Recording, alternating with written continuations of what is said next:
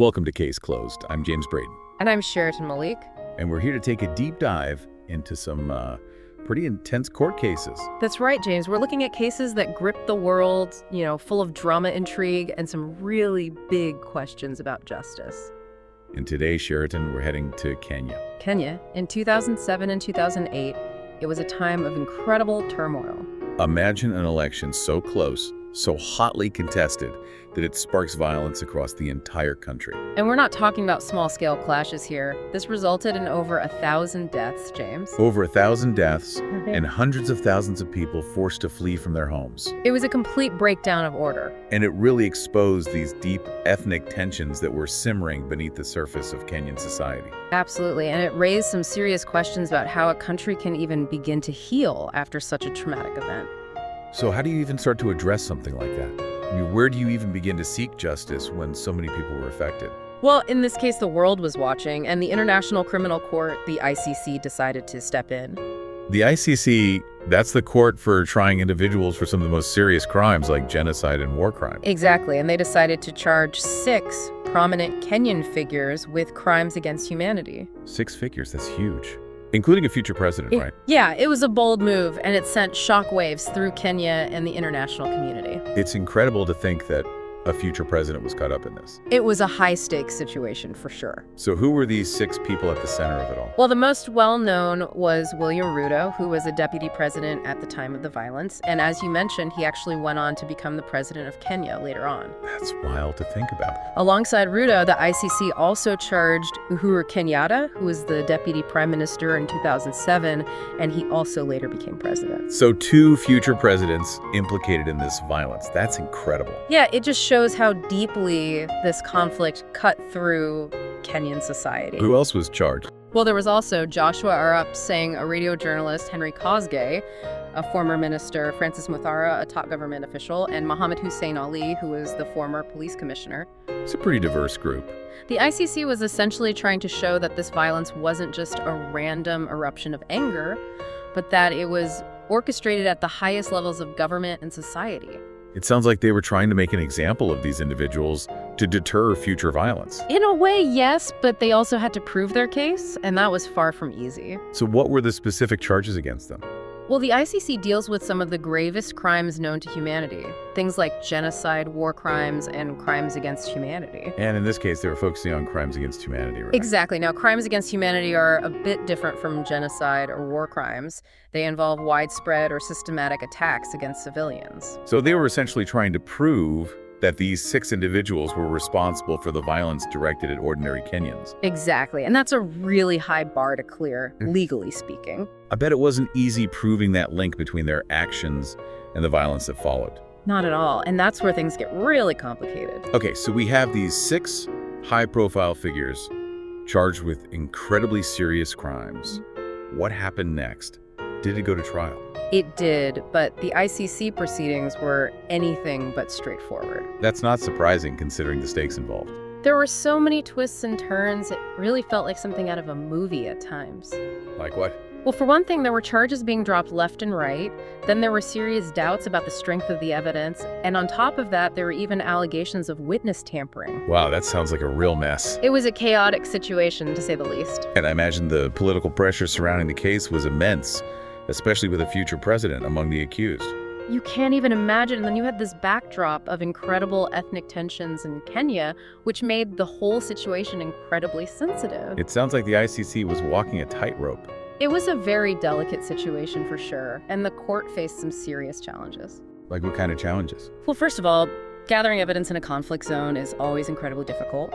You have safety concerns, witnesses who are scared to come forward, and the potential for evidence to be lost or destroyed. And in this case, you also had powerful individuals who might have been trying to cover their tracks.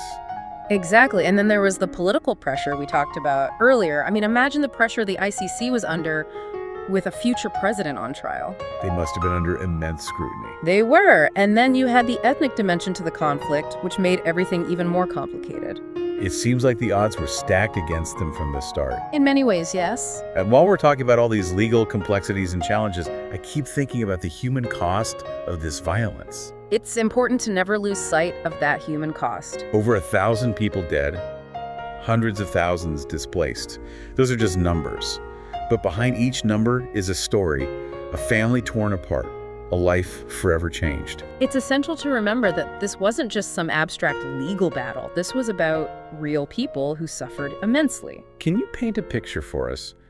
What were those displaced people going through? What was their reality like? It was a nightmare for many of them. They had to flee their homes, often with nothing but the clothes on their backs. They lost everything. They did, and many witnessed horrific acts of violence. They lost loved ones, their homes, their sense of security. It's hard to even imagine the trauma they experienced. The psychological impact of this violence is something that Kenyans are still grappling with today. And it's not just the emotional trauma, there's the economic impact as well, right? Absolutely. The violence disrupted businesses, livelihoods, and the overall stability of the country. So you had this complex legal case playing out against a backdrop of national trauma and deep social divisions. And that context is crucial for understanding what happened next. What do you mean? Well, this violence, this national trauma, it served as a brutal wake-up call for Kenya. A wake-up call in what sense? It forced the country to confront its own shortcomings, to acknowledge that something had to change. That the system was broken. In many ways, yes. And that realization led to a push for significant political reform in Kenya. So the violence, in a way, became a catalyst for change. It became clear that Kenya needed to address the root causes of the conflict if it wanted to prevent a repeat of 2007 and 2008. And that's where the 2010 Constitution comes into play, right? Exactly. The adoption of a new constitution in 2010 was a major turning point for Kenya. It was a direct response to the violence. Absolutely. The violence exposed the flaws in the existing system, so they created a new one. And one of the key changes was this idea of devolution of power. Right. Yeah, that was a big one. Tell me more about that. What does devolution of power mean in the Kenyan context? Well, before 2010, Kenya had a very centralized system of government. Most of the power was concentrated at the national level. So the winner of the presidential election basically controlled everything. Pretty much, and that created a winner-takes-all system, which was a major source of tension, especially during elections. Because if you lose big. Exactly, and that made people even more desperate to win, which could lead to violence and manipulation. So how did devolution change that? Well, the 2010 Constitution created 47 counties, and it gave those counties a significant degree of autonomy. So power was spread out more evenly across the country. That was the idea. It was an attempt to address that winner-takes-all dynamic that had fueled so much of the violence. It sounds like a pretty radical change. It was a significant shift, and it was directly aimed at preventing future conflicts. It's fascinating how a traumatic event like the post-election violence can lead to such fundamental changes in a country's political structure. It's a reminder that even out of the darkest moments, positive change can emerge. So Kenya adopted this new constitution. It decentralized power. It seemed like they were taking concrete steps to prevent history from repeating itself, but did it work? That's the question we're going to explore in the next part of our deep dive. Stay tuned, folks, because this story is far from over. Well, that's the big question, right? Did all that actually change anything? Did those reforms actually work? Did it? I mean, we set the scene in the last part. A future president charged by the ICC ethnic tensions boiling over this new constitution. Did it actually prevent another 2007? Okay, so let's get into what happened with those ICC cases, because it might surprise you. Okay, lay it on me. Well, none of those 6 individuals were ever actually convicted. Wait, what? None of them? But we just talked about how serious the charges were. I know, right? You'd think with crimes against humanity, the ICC would have a slam dunk case, but it turned out to be way more complicated than that. So what happened? Why didn't any of them end up being convicted? Well, let's start with William Ruto and Joshua Rupp, saying their case was actually terminated in 2016. Terminated? What does that even mean? It basically means the judges decided to end the proceedings because there wasn't enough evidence and there were some major concerns about witness tampering and political interference. So they just let him go? Pretty much the prosecution's case just fell apart. And what about Uhuru Kenyatta? He was facing some pretty serious charges too, right? Yep, he was, and his case went in a similar direction. The charges against him were withdrawn in 2014. Withdrawn, so not even a trial? Nope. Again, it came down to insufficient evidence, and those allegations of witness interference kept cropping up. So both Ruto and Kenyatta, who went on to become presidents of Kenya, they just walked away from this? Essentially, yeah. And the remaining cases followed a similar pattern. Henry Kazgay and Mohammed Hussein Ali.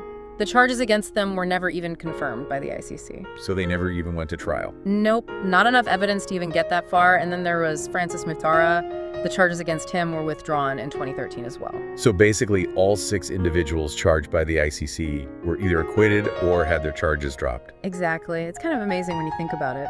It is. It really makes you question the effectiveness of international justice sometimes. It does, especially when you're dealing with powerful figures who are embedded in these complex political realities. And what about the victims? How do they feel about all this?